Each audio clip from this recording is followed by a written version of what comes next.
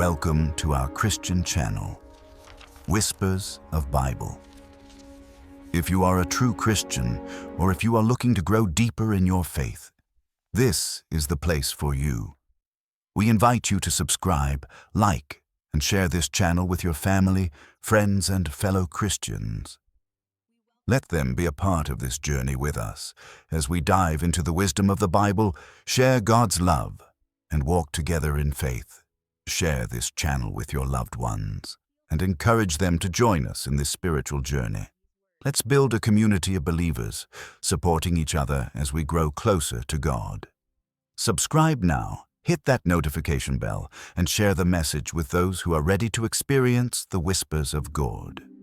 The parable of the talents stands among the most searching and enduring teachings attributed to Jesus of Nazareth. Spoken quietly within a sequence of end-time parables, it does not rely on spectacle or vivid miracle, but on the ordinary language of work, responsibility, delay, and reckoning. Its power lies precisely there. By drawing on familiar economic practices of the ancient world, Jesus frames a story that presses listeners to examine how they live in the long space between promise and fulfillment, calling and completion. At first hearing, the parable appears deceptively simple.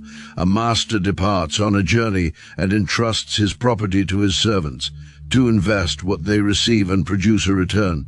One, acting from fear, buries his portion in the ground. When the master returns, he rewards faithfulness and condemns inactivity. Yet beneath this narrative economy rests a profound theological challenge. The parable is not merely about diligence or productivity. It is about trust, accountability, and the nature of faithful living while awaiting the kingdom of God. To understand the parable rightly, we must situate it within its historical and literary setting. The parable of the talents appears in the Gospel according to Matthew within Jesus' final public teaching before his arrest. It forms part of what is often called the Olivet Discourse, a long reflection on vigilance, readiness, and the coming judgment. The tone is sober. Jesus speaks not to crowds curious about miracles, but to disciples who must learn how to live after he is gone. This context is essential. Jesus tells the parable not to inspire momentary enthusiasm, but to shape sustained faithfulness. It addresses the problem of delay, the gap between the inauguration of God's kingdom and its full revelation. For early followers of Jesus, this gap would soon become a lived reality. Expectations of immediate divine intervention would give way to the slower, more demanding work of endurance, witness, and obedience over time. The language of the parable reflects the economic realities of first-century Judea. A talent was not a skill, as the modern English word suggests, but a substantial unit of weight, typically used to measure silver. One talent represented an enormous sum, roughly the equivalent of many years of a laborer's wages. The master's trust, therefore, is extravagant. He does not distribute small change. He entrusts wealth of staggering value to his servants. This detail immediately reframes the parable. The servants are not minor stewards of trivial resources. They are bearers of immense responsibility. The master's decision to entrust such wealth suggests confidence rather than suspicion. His departure does not signal abandonment but delegated authority. The servants are free to act, to choose, and to bear the consequences of their choices. In the ancient Mediterranean world, such arrangements were not uncommon among wealthy landowners. Trusted servants often managed estates, conducted business, and represented their master's interests in his absence. Profit was expected, but methods varied. Some invested boldly, others preserved cautiously. What mattered most was not the absolute gain, but the alignment of the servant's actions with the master's intentions. Jesus' audience would have recognized these dynamics immediately. They lived in a society marked by sharp economic inequality, where debt, land ownership, and patronage shaped daily life. The parable does not idealize this system, but uses it as a familiar framework to reveal deeper truths about God's relationship with humanity. At the heart of the parable lies the question of perception. The third servant describes the master as a hard man, harvesting where he did not sow. This perception governs his behavior. Fear replaces trust. Self-protection replaces faithful risk. By contrast, the first two servants act with confidence. They do not hesitate or delay. Their actions reveal how they understand the master, demanding, yes, but worthy of commitment and effort. This contrast exposes one of the parable's central tensions. The issue is not merely what the servants do, but why they do it. Faithfulness in Jesus' telling flows from trust in the master's character. Where trust exists, action follows. Where fear dominates, paralysis sets in. Historically, this parable would have carried particular weight for a Jewish audience shaped by covenant theology. Israel understood itself as a people entrusted with divine revelation law, prophets, and promises. The idea of stewardship was deeply embedded in Scripture. God had given much, and much was therefore required. Jesus' parable echoes this tradition while extending it to his followers, who now bear responsibility for the message and mission of the kingdom. The timing of the parable intensifies its urgency. Jesus speaks it as opposition mounts and his departure draws near. He does not offer instructions for immediate triumph, but for faithful waiting. The kingdom will come, but not on human schedules. In the meantime, disciples must live as stewards rather than spectators. This historical backdrop also clarifies why the parable ends with judgment. The master's return is decisive. Accounts are settled. Actions taken or avoided are revealed for what they truly were. This is not arbitrary punishment, but moral clarity. The servants' choices have shaped them. The reckoning simply makes that reality visible. Importantly, the parable resists any notion that neutrality is acceptable. The third servant is not accused of theft or rebellion. His failure lies in his refusal to act. By burying the talent, he preserves it, but he also renders it useless. In Jesus' framework, unused gifts are effectively wasted gifts. Faithfulness is not measured by avoidance of wrongdoing alone, but by engagement with what has been entrusted. From the beginning, then, the parable of the talents confronts listeners with a searching question: how will you live in the time you have been given? It assumes delay, risk, and responsibility. It refuses complacency, and it insists that God's generosity toward humanity calls forth a response shaped by courage rather than fear. As we move forward in this documentary exploration, we will unfold the layers of this parable, carefully examining its cultural assumptions, its theological depth, and its enduring relevance. But before we do, it is vital to recognize the seriousness with which Jesus presents this story. It is not a moral anecdote. It is a summons, spoken on the edge of his own departure. It calls each generation of believers to consider what faithfulness looks like when the master seems absent, the world presses in, and the future remains unseen. To grasp the parable of the talents with clarity and depth, we must linger within the cultural world that shaped its imagery and assumptions. Jesus did not speak in abstractions detached from daily life. He drew his parables from the rhythms of work, wealth, land, and obligation familiar to his listeners. The power of this teaching lies not only in its spiritual meaning, but in how naturally it emerged from the lived experience of first-century Judea. Understanding that world allows the parable's challenge to come into sharper focus. The economic landscape of Roman-controlled Palestine was defined by inequality. A small elite class, landowners, merchants, and Roman officials controlled disproportionate wealth, while the majority of people lived close to subsistence. Debt was common. Land could be lost through unpaid obligation. Many families survived through tenant farming, day labor, or service within large estates. Wealth was visible, concentrated, and often resented. Within this system, servants played varied roles. The Greek word used in the Gospel, doulos, can refer to a range of statuses from enslaved laborers to highly trusted household managers. In the parable, the servants entrusted with talent clearly belong to the latter category. They are not field hands or household drudges. They are agents, empowered to act on their master's behalf. Their responsibility suggests experience, intelligence, and proven reliability. This distinction matters greatly. Jesus is not depicting servants who are incapable or oppressed beyond agency. He portrays servants who are capable of decision-making and entrusted with extraordinary resources. The master's actions reflect confidence rather than suspicion. He distributes his wealth according to each one's ability, implying prior knowledge of their competence. This detail resists any interpretation that the servants were set up for failure. Each is given what he can manage. The talent itself requires careful understanding. In modern usage, the word suggests personal aptitude or skill, but in the ancient world it referred to a unit of weight, most often of silver. One talent equaled roughly 6,000 denarii, and 1 denarius was a typical day's wage. Even the servant who received 1 talent was entrusted with an immense fortune. This scale of generosity would have startled Jesus' listeners. The master is not cautious or stingy, he is lavish. Such generosity would have immediately raised questions. What kind of master entrusts such wealth and leaves? What expectations accompany such trust? The parable's tension begins here. The servants must decide how to act in the absence of direct oversight. Their choices will reveal not only their work ethic, but their understanding of the master himself.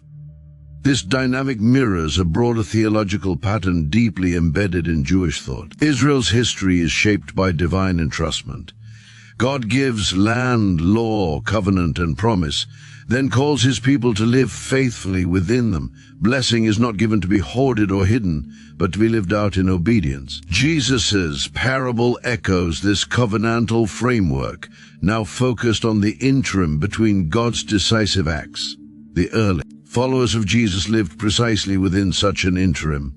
By the time Matthew's Gospel was written, the church had already begun to experience the tension of waiting. Jesus had ascended. The kingdom had been inaugurated but not consummated. Believers were learning what it meant to live faithfully without immediate resolution. The parable addresses this lived reality directly. Culturally, the idea of investing money carried both opportunity and risk. Ancient banking systems existed, though they were rudimentary. Wealth could be multiplied through trade, lending, or agricultural investment, but losses were possible. The servant who buried his talent acted in a way that would have been understood as extremely cautious, even prudent, by some standards. Burying valuables for safekeeping was a known practice. Yet Jesus reframes this caution as failure. Why? Because the parable is not about preserving value, but about honoring trust. The master did not command the servants merely to protect his wealth. He entrusted it to them with the expectation of engagement. Doing nothing even safely becomes a refusal to participate in the master's purposes. This cultural backdrop exposes the parable's deeper challenge. Faithfulness, in Jesus' teaching, is not equivalent to risk avoidance. It requires discernment, courage, and willingness to act amid uncertainty. The servant who hides the talent justifies his behavior by appealing to fear. He portrays the master as harsh, exploitative, and demanding. This perception, whether accurate or not, becomes the lens through which he chooses inaction. Here Jesus touches on a profound spiritual truth. How one perceives God shapes how one lives. If God is seen primarily as punitive and distant, faith becomes defensive. Obedience shrinks into self-protection. But if God is understood as generous and purposeful, faith expresses itself through active participation in God's work. The parable's servants, then, are not merely economic actors, they are theological mirrors. Their choices reveal their beliefs. The first 2 servants trust the master enough to act boldly. The third trusts neither the master nor the process. His fear isolates him, leading to a form of faith that is technically obedient yet spiritually hollow. Jesus' audience would have felt the weight of this contrast. Many lived under systems that rewarded caution and punished failure. Fear was rational. Yet Jesus does not affirm fear as a guiding principle for life in God's kingdom. Instead, he challenges his listeners to live from trust rather than anxiety, even when outcomes are uncertain. The early life of the key figures within the parable, the servants, exists before the story begins. Their abilities, their experiences, and their prior relationship with the master are implied rather than described. This narrative choice is deliberate. Jesus invites listeners to imagine themselves in the servant's place, bringing their own histories, fears, and capacities into the story. The parable becomes personal precisely because it is incomplete. Each listener must ask, what has been entrusted to me? What do I believe about the one who entrusted it? And how will that belief shape my action? By situating the parable within its cultural and historical setting, its message sharpens. This is not a story about wealth accumulation for its own sake. It is a story about responsibility in the absence of immediate oversight, about faith lived between promise and fulfillment, and about the cost of allowing fear to govern one's response to divine trust. As we move forward, the servant's actions will unfold into moments of reckoning and revelation. But already the cultural world of the parable presses a question upon every generation.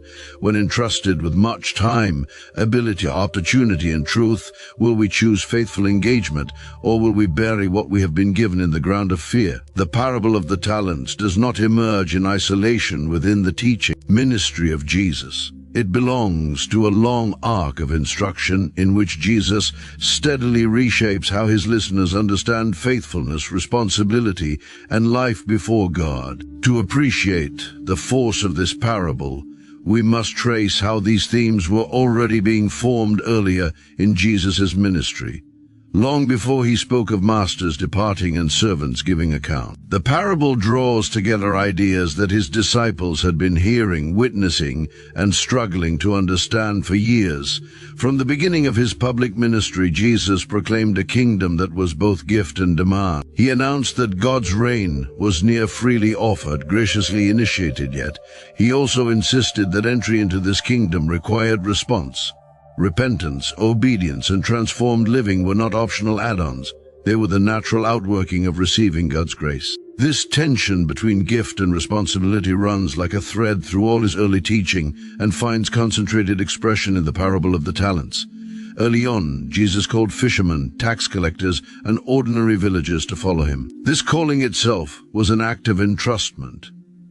He did not merely invite them to observe, he invited them to participate. They left nets, booths, and livelihoods to walk with him. In doing so, they were given access to teaching, authority, and insight that had been withheld from many others. Jesus often reminded them that this privilege carried weight. To whom much is given, much is required. Throughout his early ministry, Jesus reinforced this principle through parables that emphasized growth, fruitfulness, and response. The parable of the sower, for example, focuses on what happens after the seed is given. The seed itself is good, but outcomes differ depending on how it is received. Some hear and respond with endurance, others allow fear, distraction, or complacency to choke growth. Even here, Jesus is preparing his listeners for the logic that will later shape the parable of the talents. Divine generosity demands human participation. Jesus' miracles also reinforced this pattern. Healing was never merely an isolated act of compassion. Those who were healed were often told to go, show themselves, or live differently. Restoration carried implications.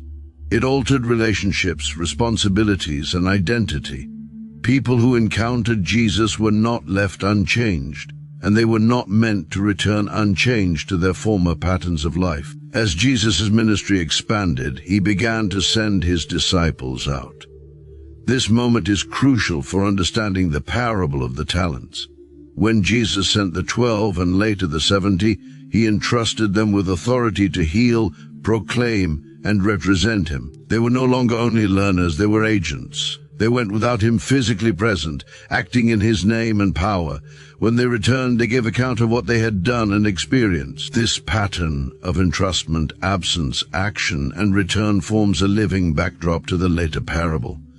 The disciples had already tasted what it meant to act without constant supervision. They had experienced both success and misunderstanding. They had learned that faithful action involved risk, dependence, and accountability. At the same time, Jesus repeatedly warned against passive religiosity. He criticized those who heard God's word but failed to act on it, likening them to builders who constructed on sand rather than rock. Hearing without obedience, knowing without doing, was portrayed as spiritual instability. These warnings sharpened as opposition to Jesus grew, and as the cost of discipleship became clearer. The early ministry also revealed how fear could distort faith. Time and again, the disciples struggled with fear of storms, fear of crowds, fear of scarcity, fear of failure. Jesus did not excuse this fear, but neither did he abandon them for it. Instead, he exposed it, questioned it, and invited them into deeper trust. Why are you afraid? He asked, "Where is your faith?" These questions echo powerfully in the later parable, where fear becomes the explicit justification for inaction. Another crucial development during Jesus' ministry was his teaching on delay. While many expected immediate fulfillment of messianic hopes, Jesus consistently redirected attention to patient endurance. He spoke of seeds growing slowly, of harvests that come in due season, of watchfulness over time. These teachings prepared his followers for a future in which faith would need to be lived across years rather than moments. The parable of the talents draws heavily on this framework. The master does not return quickly. The servants live with uncertainty. Time passes. What they do during this period defines them. Jesus' earlier teachings had already accustomed his disciples to this idea. The kingdom unfolds gradually, and faithfulness must be sustained rather than dramatic. Equally important is Jesus' emphasis on intention. In many early encounters, he probed not just actions, but motivation. He warned against outward obedience performed for recognition rather than sincerity. He praised those whose obedience flowed from love rather than obligation. This concern with the inner life sets the stage for the master's interaction with the servants. The master listens to the third servant's explanation and exposes the inconsistency between his words and his action. The issue is not ignorance, but misaligned intention. By the time Jesus speaks the parable of the talents, his disciples have lived through these lessons. They have been entrusted, tested, corrected, and encouraged. They have seen what active faith looks like and what fearful withdrawal produces. The parable does not introduce a new concept. It gathers familiar truths into a single, searching narrative. Seen against the backdrop of Jesus' early ministry, the parable becomes deeply personal. It speaks directly to those who have already received much teaching, insight, forgiveness, and calling. It challenges them to consider how they will live once Jesus is no longer physically present to guide every step. The early events of Jesus' ministry thus function as preparation. They shape a community capable of hearing the parable not as an abstract warning, but as a realistic portrait of their own future. They will soon live in the Master's apparent absence. They will carry the weight of his mission. They will face fear, opposition, and uncertainty, and they will be judged not simply by what they believed, but by how they acted upon what they were given. In this light, the parable of the talents is not a sudden demand imposed at the end of Jesus' ministry. It is the natural culmination of years of teaching about trust, obedience, and responsibility. It gathers the lessons of seeds and servants, journeys and returns, fear and faith, into a single question that presses upon every disciple.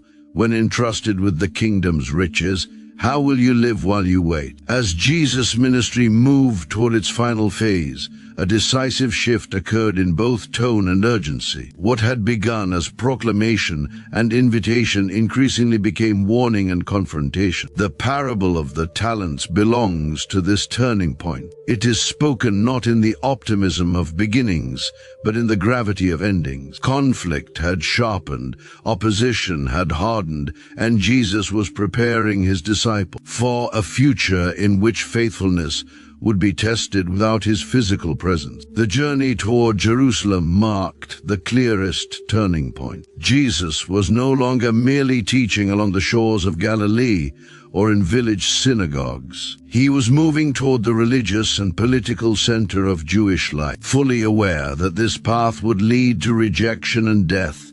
His teachings during this period reflect this awareness. They grow more urgent, more probing, and more demanding. The question is no longer simply, who is willing to follow, but who will remain faithful when the cost becomes clear. Within this context, conflict emerges on multiple levels. There is conflict between Jesus and the religious authorities, conflict between expectation and reality among the disciples, and conflict within the human heart between trust and fear. The parable of the talents speaks directly into all three. Religious leaders increasingly perceived Jesus as a threat. His authority challenged theirs.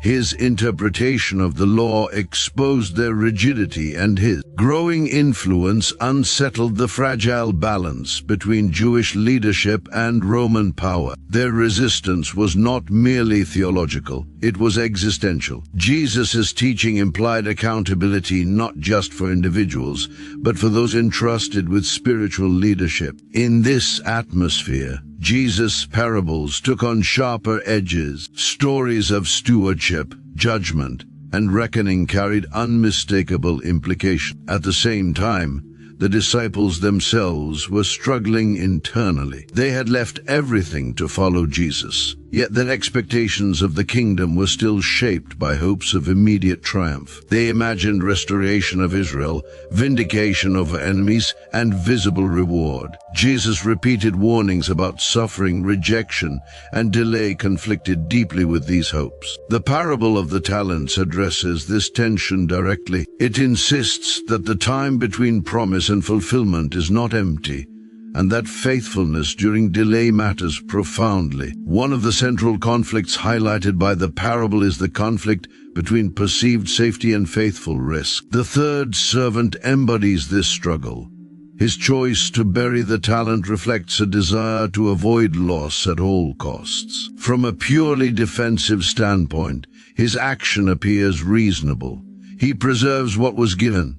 He avoids error. Yet Jesus presents this posture as unfaithful. In doing so, he confronts a deeply ingrained human instinct, the belief that avoiding failure is more important than pursuing faithfulness. This conflict would have resonated strongly with Jesus' listeners. The disciples were facing increasing danger. Association with Jesus could lead to social exclusion, loss of livelihood, or worse. Fear was not hypothetical, it was rational. Yet Jesus refuses to frame faithfulness in terms of self-preservation. The parable of the talents exposes the spiritual cost of allowing fear to dictate obedience. Safety, when elevated above trust, becomes disobedience. Another turning point embedded in the parable is the master's return. This moment of reckoning reveals what has been forming all along. Time does not neutralize responsibility, it intensifies it. The servant's actions during the master's absence shape who they become. Faithfulness and fear are no longer abstract dispositions. They are embodied realities revealed in the moment of account. The master's response introduces conflict of judgment. The faithful servants are not praised for the amount they gained, but for their character. Well done, good and faithful servant affirms identity before outcome. Conversely, the third servant is not condemned for losing money, but for misunderstanding the master and acting from fear. His judgment exposes a deeper conflict, a distorted vision of authority that leads to disengagement rather than trust. This aspect of the parable would have challenged both religious leaders and disciples. For leaders, it warned that privilege without faithful action invites judgment. For disciples, it warned that proximity to Jesus alone does not guarantee approval. What matters is how one lives in response to what has been entrusted. The language of exclusion at the parable's conclusion intensifies its seriousness. The unfaithful servant is cast into outer darkness, a phrase Jesus uses to describe separation and regret. This is not a casual warning. It reflects the reality that choices made over time shape one's capacity to participate in the joy of the kingdom. Faithfulness opens into shared joy. Fear closes inward, isolating the self. Within the broader narrative of Jesus' ministry, this moment marks a final clarification. Jesus is no longer correcting misunderstandings gently or inviting tentative commitment.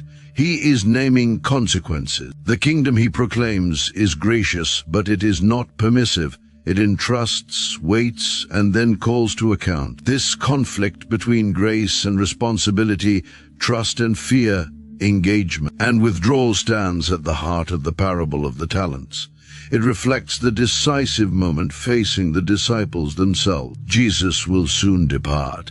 They will live in the long interval of waiting. The question is no longer theoretical, it is existential. As the shadow of the cross lengthens, Jesus presses this truth into their hearts. The measure of faith is not found in intention alone, but in faithful action sustained over time. What they do with what they have been given will reveal not only their obedience, but their understanding of who God truly is. The parable of the talents moves beyond external action into the inner landscape of the human soul. Beneath its language of investment and return lies a spiritual drama shaped by fear, trust, and transformation. At this stage in Jesus' teaching, the focus narrows. The question is no longer simply what the servants do, but what kind of people they become in the waiting. The parable exposes the unseen struggles that shape visible obedience and reveals how the inner life determines faithfulness over time. The spiritual struggle at the heart of the parable is most clearly embodied in the third servant. His failure is not ignorance or incapacity, but fear. He explains his behavior plainly. I was afraid. This confession is crucial. Jesus does not portray him as rebellious or lazy in the conventional sense. Instead, he is cautious, defensive, and governed by anxiety. His struggle is internal before it is external. Fear, in this context, is not merely emotional unease. It is a theological posture. The third servant's fear arises from his perception of the master as harsh and unjust. He believes the master demands results without offering support, reaps without sowing, and punishes failure severely. Whether this perception is accurate is beside the point. What matters is that it governs the servant's relationship with the master and shapes every subsequent choice. This spiritual struggle reflects a reality Jesus encountered repeatedly in his ministry. Many who heard his teaching responded not with outright rejection, but with hesitation born of fear. Fear of loss, fear of exposure, fear of change, fear of responsibility. Such fear often masqueraded as caution or humility, yet it ultimately produced inaction. Jesus consistently challenged this posture, revealing how fear can immobilize faith. By contrast, the first two servants demonstrate a different internal orientation. Their actions suggest trust rather than fear. They do not wait for instruction. They do not seek guarantees. They act decisively, confident that engagement honors the master's intention. Their faithfulness is not reckless, but it is active. This distinction reveals a key spiritual principle. Transformation begins not with perfect understanding, but with willingness to trust. The struggle between fear and trust is one every disciple faces, particularly in seasons of uncertainty. Jesus' audience would have recognized themselves in this tension. Following him meant relinquishing familiar securities. It meant stepping into a future without clear outcomes. The parable does not deny the reality of this fear. It exposes its consequences. Fear that is allowed to rule eventually shrinks faith into self-preservation. Yet the parable is not merely diagnostic, it is transformative. It invites listeners to confront their own inner narratives about God. Do they see God as generous or demanding, trustworthy or punitive, near or distant? These perceptions are not neutral. They shape how believers respond to what God entrusts to them, whether with courage or concealment. Spiritual transformation in the parable is also revealed through time. The master is absent for a long time. This detail underscores that faithfulness is not tested in moments of intensity alone, but in prolonged waiting. Over time, internal attitudes solidify into habits. Trust grows through action. Fear deepens through avoidance. By the time the master returns, the servants are no longer merely making choices, they are revealing who they have become. This aspect of the parable speaks powerfully to the lived experience of discipleship. Spiritual life is rarely shaped by singular decisions alone. It is formed through repeated responses to responsibility, opportunity, and uncertainty. The first two servants are transformed into people capable of greater trust and joy. They are entrusted with more because they have become more faithful. Transformation here is both result and reward. The third servant, however, experiences a different transformation. His fear leads to isolation. He does not collaborate, learn, or grow. His relationship with the master deteriorates internally long before it is judged externally. When the master returns, the servant's words reveal resentment and self-justification rather than repentance. Fear has hardened into accusation. This outcome illustrates a sobering truth. Spiritual stagnation is not neutral. It shapes character. Avoiding responsibility does not preserve innocence. It erodes trust. Jesus' parable insists that the inner life must be engaged honestly if transformation is to occur. At the same time, the parable offers hope. The master's initial entrustment demonstrates confidence in each servant's ability. The opportunity for faithful response was present from the beginning. Transformation was possible for all. The tragedy of the third servant lies not in lack of capacity, but in refusal to trust. Within the broader context of Jesus' teaching, this parable invites disciples to confront their fears directly. Transformation requires more than adoration for Jesus' message. It requires willingness to act in alignment with it. Faith that remains theoretical will eventually collapse under pressure. Faith that expresses itself through obedient engagement, even imperfectly, grows resilient. Spiritually, the parable of the talents calls believers to examine the stories they tell themselves about God. It invites a shift from fear-based obedience to trust-based participation. Transformation occurs not when fear is eliminated, but when it is refused authority over action. As Jesus prepared his disciples for life beyond his physical presence, he did not promise ease or clarity. He promised responsibility and trust. The parable teaches that God's work in the world continues through those willing to risk faithful action rather than burying what has been given. In this way, the spiritual struggle depicted in the parable becomes an invitation to transformation. It asks not simply whether one believes, but whether one trusts enough to act. And it suggests that true spiritual growth emerges not from protecting oneself from failure, but from participating fully in the life and mission entrusted by God. The climax of the parable of the talents arrives not with dramatic action, but with reckoning. After a long absence, the master returns. This return is the turning point toward which every earlier choice has been moving. Time, which once created space for freedom and initiative, now gives way to accountability. What was hidden is revealed. What was done in private is brought into the light. In this moment, the true meaning of faithfulness is finally disclosed. Jesus frames the master's return as sudden but expected. The servants knew from the beginning that the master would come back. Delay did not erase certainty, it tested readiness. This detail is crucial.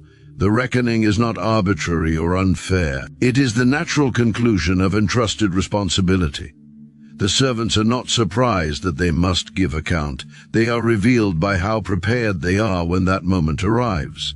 The first servant steps forward and presents what he has gained. His words are simple and direct. He does not boast, justify, or explain strategy. He merely shows what his faithfulness has produced. The second servant does the same. Their similarity is striking. Though one was entrusted with more than the other, their response and reward are identical. This equality reveals a central truth of the parable. Faithfulness is measured not by quantity, but by alignment with trust. The master's response to these servants forms the emotional and theological high point of the story. Well done, good and faithful servant.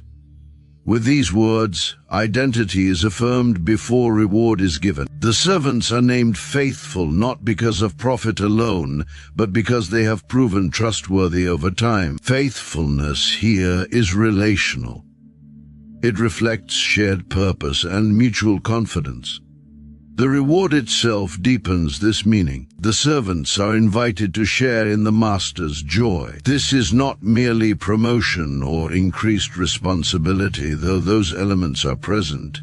It is participation. The faithful servants are drawn into closer relationship, into a fuller experience of the master's life and purpose. The climax reveals that the ultimate goal of faithfulness is not success, but communion. The third servant's encounter stands in sharp contrast. He also approaches the master, but his posture is defensive. He leads not with action, but with explanation.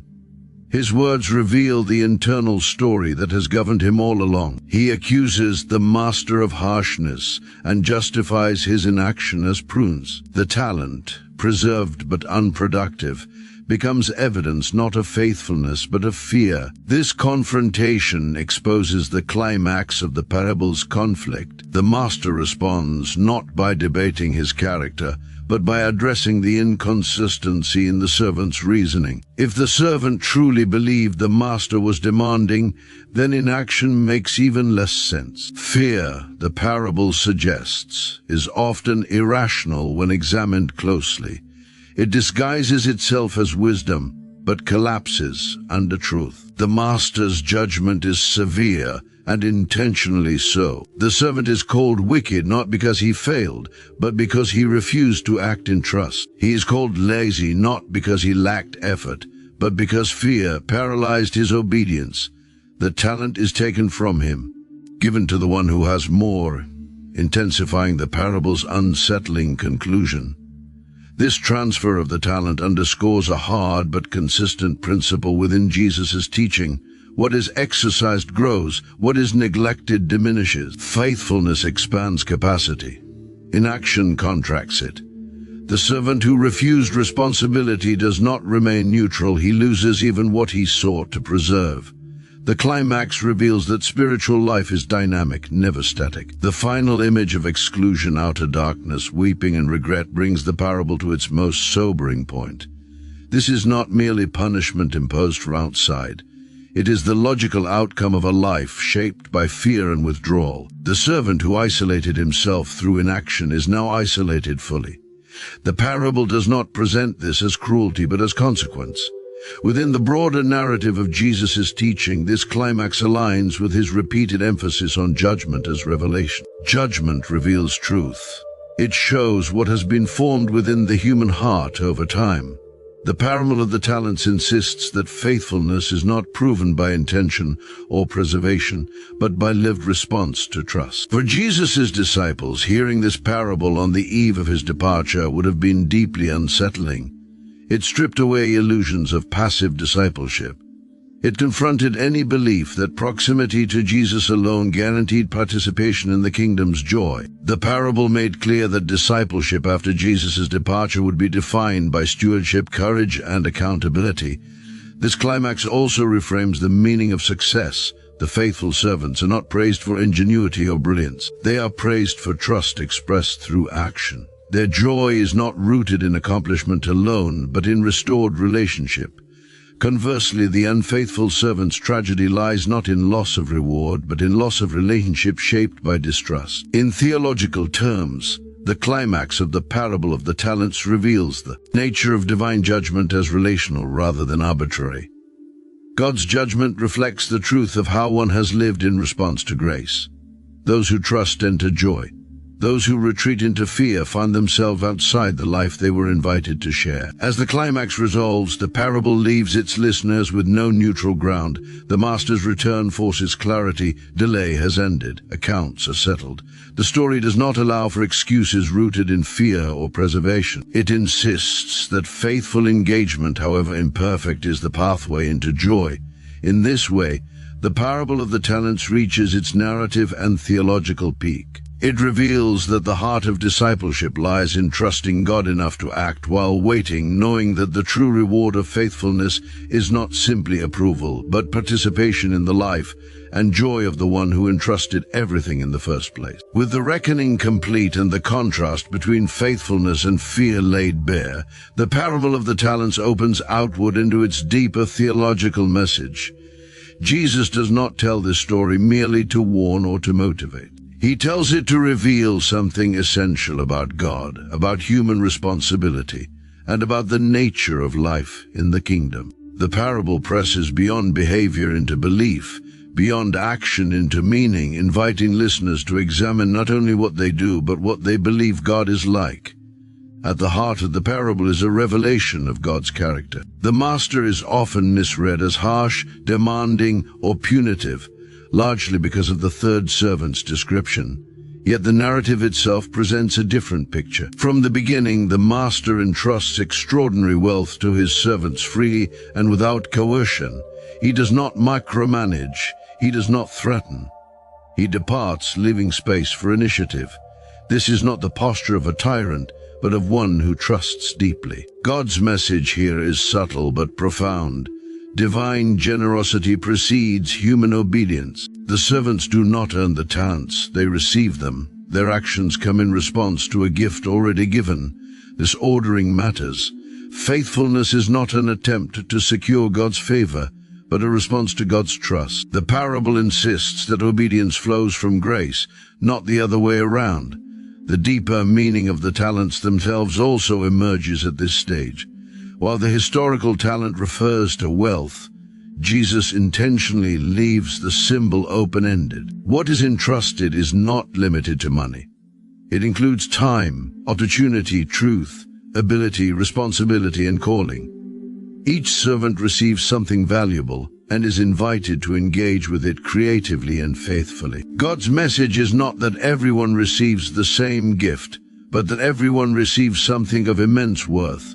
This distinction guards against both envy and pride. The servants are not compared to one another, they are evaluated according to what they were given. Faithfulness is personal, not competitive. God does not measure disciples by uniform outcomes, but by faithful response within their own calling. The deeper meaning here is liberating. Responsibility is real, but comparison is irrelevant. Another central message revealed in the parable concerns God's view of risk. Human instinct often equates faithfulness with caution, restraint, and avoidance of failure. Jesus challenges this assumption directly. In the kingdom of God, faithful risk is not recklessness, it is trust in action. The servants who act are not guaranteed success, yet they are praised for their willingness to engage. God's message is that faithfulness involves movement, not stasis. This has profound theological implications. It suggests that God is more concerned with obedience shaped by trust than with perfection protected by fear. The parable reveals that fear-based obedience, even when outwardly compliant, misses the heart of faithful relationship. God desires participation, not preservation. The third, servants. Tragedy illuminates another deeper meaning. Distorted images of God lead to distorted lives of faith. The servant's view of the master as harsh becomes self-fulfilling. Because he believes the master is unjust, he acts defensively. Because he acts defensively, he experiences judgment. The parable reveals that how one imagines God profoundly shapes spiritual life. A God perceived as punitive produces fear. A God trusted as generous produces faithful action. This insight reflects a recurring theme in Jesus' teaching. He consistently reoriented his listeners' understanding of God away from distant severity toward relational trust. The parable of the talents reinforces this by showing that the servant's greatest failure was not what he did, but what he believed. God's message in the parable also addresses the purpose of waiting. The master's long absence is not meaningless delay. It is intentional space. Time is given so that faithfulness can take form. Waiting is not passive. It is the arena in which trust is tested and expressed. The parable reveals that God values what happens in the unseen years between promise and fulfillment. This speaks directly to the experience of the early church and to believers in every generation. The kingdom has been inaugurated but not completed. Christ has come but will come again. In this in-between time, God's message is clear. Waiting is not an excuse for disengagement. It is the very context in which faithfulness matters most. The reward offered to the faithful servants deepens this message further. They are not merely given more responsibility, they are invited into joy. This joy is relational rather than transactional. It reflects restored and deepened communion with the Master.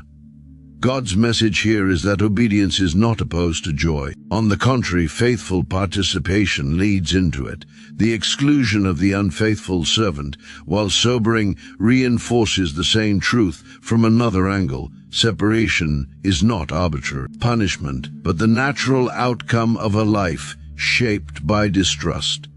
God's judgment, as revealed in the parable, is not capricious. It is revelatory. It discloses the reality one has chosen to live. Taken together, the deeper meaning of the parable of the talents reveals a God who entrusts generously, waits patiently, and judges truthfully. It reveals a faith that is meant to be lived actively, shaped by trust rather than fear. And it reveals that the ultimate purpose of faithfulness is not accumulation or achievement, but shared joy in relationship with God. Jesus tells this parable to form disciples who understand that the life of faith is not about hiding until the end, but about engaging fully with what God has given. God's message through this story is an invitation to trust, to act, and to discover that faithful obedience opens into joy far greater than fear could ever protect.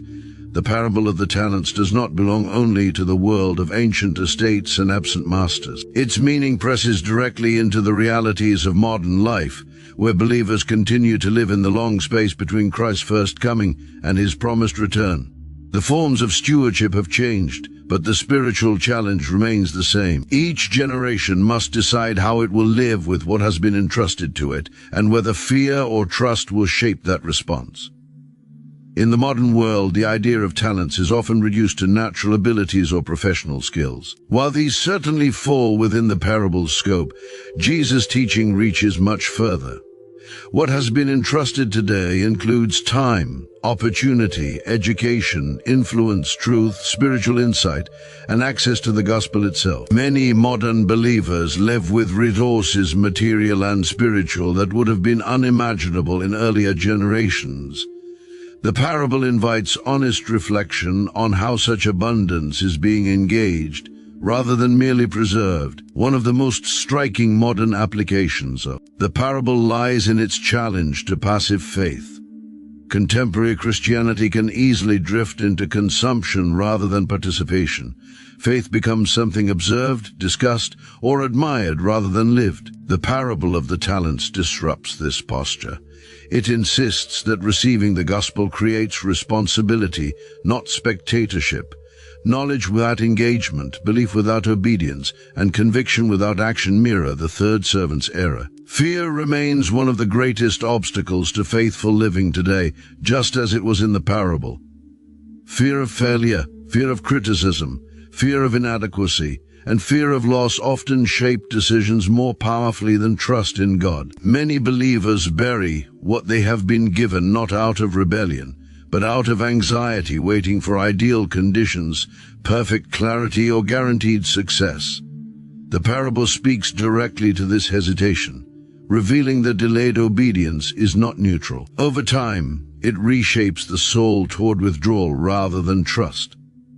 The modern workplace provides a clear lens through which to view this teaching. Integrity, diligence, creativity, and courage are not merely professional virtues, they are expressions of stewardship. The parable challenges believers to see daily work as a context for faithfulness, not a separate sphere from spiritual life. What one does with responsibility, opportunity, and influence in ordinary settings becomes part of one's response to divine trust. The parable also speaks powerfully into the use of time. In an age defined by distraction, constant connectivity, and fragmented attention, time is one of the most frequently buried talents. Days are filled, yet often uninvested. The parable of the talents calls modern believers to examine not merely how busy they are, but how intentional. Time entrusted by God is meant to be engaged purposefully, shaped by values aligned with the kingdom, rather than by urgency alone. Another vital application concerns truth. Many believers today live with unprecedented access to scripture, teaching, and theological resources. Such access carries responsibility. The parable reminds us that truth received but not lived becomes inert. Spiritual understanding is not given merely to inform but to transform. When truth is buried, kept private, unspoken, or unapplied, it loses its power to bear fruit. The parable also offers guidance for navigating uncertainty. Modern life often rewards risk avoidance and self-protection, yet Jesus presents faithful risk as a virtue, not a flaw. This does not mean recklessness or disregard for wisdom. It means acting in trust, even when outcomes cannot be controlled. The parable invites believers to reframe success, measuring it not by visible results alone, but by faithfulness to what God has entrusted. Importantly, the parable challenges modern tendencies toward comparison. Social and digital cultures encourage constant measurement against others, who has more influence, more opportunity, more success. Jesus' teaching resists this logic. The servants are not compared to one another. Each is evaluated according to what he was given. This frees modern believers from envy and pride alike, calling them instead to focus on faithful response within their own calling.